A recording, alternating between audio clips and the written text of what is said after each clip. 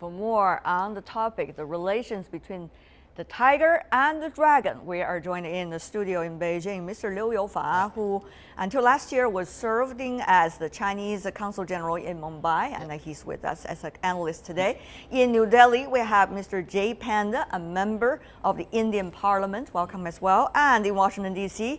is Mr. Donald Camp, a former American diplomat who has served for India and also on the issue of China as well. Welcome to all the three of you, gentlemen.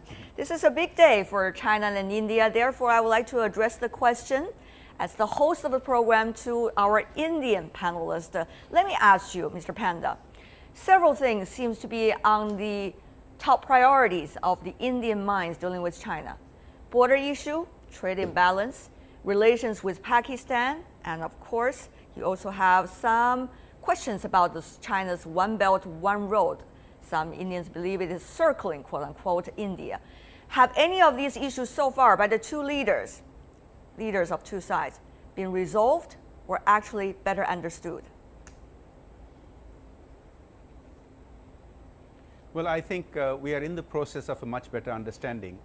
Prime Minister Modi is familiar with China. Long before he was Prime Minister, he has visited many times and he admires China. And I think the two leaders have struck up a rapport, which you can see in the reciprocity. When the Chinese president was here, he was also in Mr. Modi's home state in Gujarat. Some of these issues are long-standing, they go back many decades. Some are more recent, such as the trade deficit. But I think the biggest issue is if we can have a rapport and better trust between the two leaders and the two countries, we can make progress on all of these fronts. All right. You talk about the strategic ones without going specific, but I would like to go specific with you, Mr. Liu, here in Beijing. First of all, the two sides have agreed to increase the so-called border checkpoints and the exchange points. Now currently it's 4, but it's likely to increase to further. Secondly, the two sides have also decided to establish so-called military hotline between the two countries. And thirdly, it seems that both sides have been hearing each other on the economic and trade issues. What are the concerns coming from China to our Indian guests? First of all, the leaders of the two countries have made the strategic decisions. What I want to stress is the political decisions or the strategic decisions would not mean much unless we carry forward to expedite the process of transforming the political decisions into strategic, specific policy decisions. This is what we want to see more to happen from both sides. Okay, you put it also in a very diplomatic way. Let me just be a little bit more on your point. We see the Chinese President Xi Jinping received Mr. Modi at the very beginning in his hometown in the province of Shanxi. Meanwhile, later, the Chinese Prime Minister Premier Li Keqiang also met with Prime Minister Modi. The Prime Minister was talking about, quote, two working together could make sure that there's going to be more fair and more balanced the global political and economic system. If I read that quote well. The thing is, how to achieve that? First, let me just be specific. We identify the areas for cooperation. And secondly, we need to adopt operational policy measures. And third, we should identify more projects. I think projects have been signed, 24 agreements were just signed shortly. Number 5 is we need to see early results because during my experience there in India, agreements could be signed, but it will take a long time for them to translate into concrete results. Okay, let me go to you, Mr. Panda. Help us to understand how much will what Mr. Liu just mentioned be implemented. I really need to get your perspective. First of all, translating them into specific projects. Secondly, make sure those projects are going to work and be implemented. Thirdly, we're going to have some early harvest to make sure it's going to push the relations forward. Any of those points you want to elaborate on? Yes, as far as India is concerned, we have a historic opportunity because Prime Minister Modi has the largest mandate in more than 3 decades in India's parliament, and he is known as a go-getter who delivers results if you go by his past track record as an administrator. And similarly, our understanding is that the Chinese president is also has probably the most influence in a very long time, and so considering the seriousness that both are giving to this relationship, Mr. Modi has lived up to his intention of visiting China within his first 1 year, as did the Chinese president. I'm hopeful actually, but if we look at the track record, we have always had 2 steps forward and 1 step back. There are some irritants that we need to sort out, particularly where agreement has been reached earlier, but it still continues to be pinpricks. But I think despite some of these issues, I'm confident that we will make progress, particularly on the trade and investment front. Some of our audience may wonder, when we have a discussion about China-India relations, why we are also having an American panelist with us. Let me tell you about the purpose. Let me ask you, first of all, Mr. Kemp, a question. We talk about China-India relations.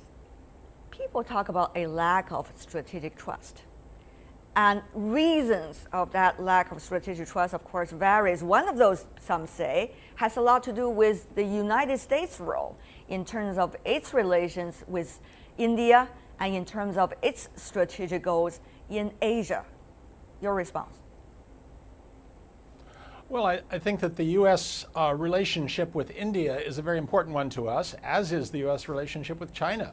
And they do not need to be in any sort of confrontation. Our relationship with India is very important. It stands on its own. And we have a lot of interest in the United States in seeing, frankly, better relations between China and India. Less tensions on the border are good for the world. Cooperation, as we saw in this visit, on climate change is good for us and good for the world. So I don't think there's an inherent contradiction here between good U.S.-China relations and U.S.-India as far as the progress of India-China relations. Mr. Liu, did you hear it very clearly? Mr. Kemp is simply saying, don't blame Washington if you don't have a very good relations. What you say? I want to add, it's up for the leaders of each and every 3 countries to make the decisions which would first best serve his country and for the common interest, because currently the relationship between or among countries are not supposed to stand on the Cold War fashions, on the values or the political rhetorics. Rather, we are supposed to stand together and to push for the common development. So the convergence of interests is what we all need to look at. Okay, let's talk about strategic. If you say that's exactly what you're thinking. Some suggest China has not been, over the years, even decades, giving enough significance to its relations with India as India and China deserve. Do you think this is a right statement or actually too much exaggeration of the real situation? I would not accept this conclusion. Explain. First of all, China and India have joined hands and complicated a lot of things. The 5 principles of peaceful coexistence, the BRICS, and the kind of collective salvation during the financial crisis, and the AIIB and things, the Silk Road things. We've come together. But I think we do have to look at certain things which have been neglected. Like what? The mutual understanding. The Chinese sides and the Indian sides both have to outreach to the other side. Lack of outreaching is one thing. And second, the kind of massive participation is lacking, the second. And the third is the mass media.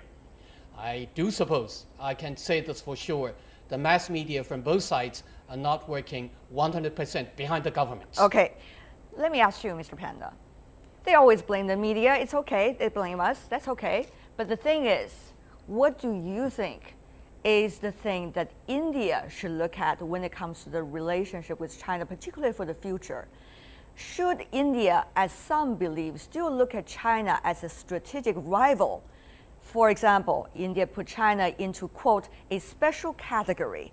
Any kinds of trade and economic deals between the two countries will be specially examined, such as with the country of Pakistan, with the country of Afghanistan, and also some of the others. So is India categorizing China in a very special way and not necessarily a totally friendly way? Mr. Panda. Well, look, we see China as an opportunity, but as well, of course, it has certain strategic concerns for us. Let us not forget that there has been a war between our two countries 50 years ago, and there are still unresolved issues regarding the borders. So obviously, it is natural to have concerns. Now, as regards countries like Pakistan, we don't grudge Pakistan's growth, and we don't grudge China having a relationship with Pakistan. But we do have concerns about cross-border terrorism from Pakistan, and we believe China also has or ought to have similar concerns about terrorism. I see. And we need to come to a common understanding of how to deal with such issues. And if we can, then I think we can bridge the trust deficit that still lingers. Right. But don't forget, China is already India's largest trading partner. So there are two sides to the coin. Right, there are two sides to the coin. One of the sides is exactly very exciting because cultural ties and people-to-people contact seems to be a very big topic of conversation when it comes to China-Indian ties. Let's take tourism, for example. Let's take a look at this. 100 million tourists from China went abroad last year. 5 million of them went to South Korea. The US got 2 million, but only 200,000 went to India. Think about that difference. Modi today, President Modi, Prime Minister Modi rather, announced a relaxing of visa restrictions for Chinese tourists. They can now access electronic visa online and no longer need to queue up at embassies. The key thing is, Mr. Panda, will a relaxation about the way to get the visa necessarily to really bring our hearts better, closer, and together? Mr. Panda, briefly from you. Well, we believe, and Prime Minister Modi has articulated this, that people-to-people contact is very important. Although we have thousands of years old culture on both sides, recent contacts have not been very high, as you yourself pointed out. But India was not very open to tourists from anywhere, and Prime Minister Modi has been changing that during the last 1 year. And we believe that, and this was a unilateral step that India took without a matching Chinese step. So you can see that India is willing to go halfway or more as necessary to build the relationship. We think it will lead to benefits as more Chinese visit India. Well, certainly this should be applauded. Mr. Liu, you stayed in India for a very long time as the Consul General. Is this step a real step toward better? Definitely, this is a starting point, the electronic visa application. Secondly, we need to have more infrastructure so that Chinese tourists would find it easy to travel. For many historical sites, with 200 kilometers, it would take 3 hours or 4 hours. It would dent the interest of the tourists. I see. And we should have more tourists or tourist guide who know how to speak Chinese. Those are very detailed Yes. issues. You've already mapped them out. I'm sure the policymakers should consider all of them. But Mr. Camp, you've been listening very attentively, smiled at times if I read your face expression right. Let me ask you this final question before we go. When China and India, together with other emerging economies, work together, it might bring a lot of complementaries and even changes to somewhat extent to the current international system. Is the US going to embrace that? Or just like AIIB, is it going to despise that or have to wait a long time before showing any attitude? Mr. Camp. That's a very good question. I think that it is always tough for emerging powers like China and India to deal with an international system that is already well established and make their own efforts to adapt it to their needs. I think the U.S. is willing to do so, and in fact, on the AIIB particularly, Our Secretary of the Treasury recently said that the U.S. would welcome the new bank, assuming it adheres to international norms of governance and environmental regulation, as I'm sure it will, or intends to. All right. And so I think that we are moving in the direction of that kind of acknowledgement. We are moving in that direction. Using that quote, I would like to ask you, Mr. Liu, final words from you and our Indian guest. Which direction are we moving? How fast are we moving on this one of the most important bilateral relations, China and India? Yeah. China, India would have to stick together. We have a saying, unite, we stand. Disunite, we fall. So we need to join hands. With the concrete projects, we move forward. Can you imagine that, Mr. Panda? The tiger and also the dragon together walking hand in hand? What do you think needs to be done? Indeed. Indeed, we have many shared interests. We have many shared concerns. And I'd like to say two things in ending. One is, none of these relationships are a zero-sum game. Our closeness with America should not matter to China, just like China's closeness to Pakistan is not truly what drives our relationship. And finally, on the opportunities front, it is unlimited between India and China.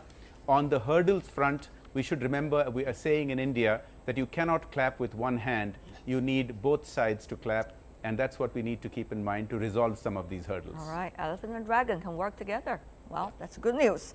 Jay Panda from India, Liu Youfa here in China, and also Donald Kemp in the United States. Thank you so much, gentlemen, for being with us. This is a big day, of course, for China and India.